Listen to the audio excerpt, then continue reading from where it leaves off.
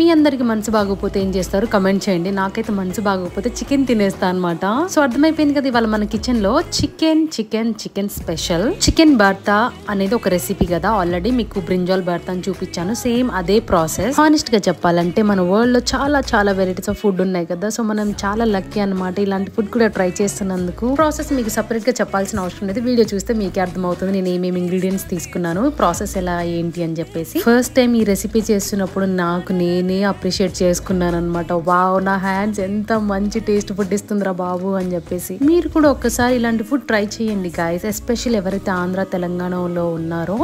ఇలాంటి ఫుడ్స్ మనం ఎప్పుడు ట్రై చేస్తున్నాం కదా, ఒక్కసారి ట్రై చేయకపోతే నిజంగా మీరు మంచి ఫుడ్ ని మిస్ అవుతారనమాట. బేసికలీ ఏంటంటే నేను తినక ముందే ఫిక్స్ అయ్యా ఈ రెసిపీ చాలా బాగుంటుందని, ఎందుకంటే కలిపేటప్పుడే ఆ స్మెల్, ఆ పాజిటివ్నెస్ వచ్చేస్తుంది కదా.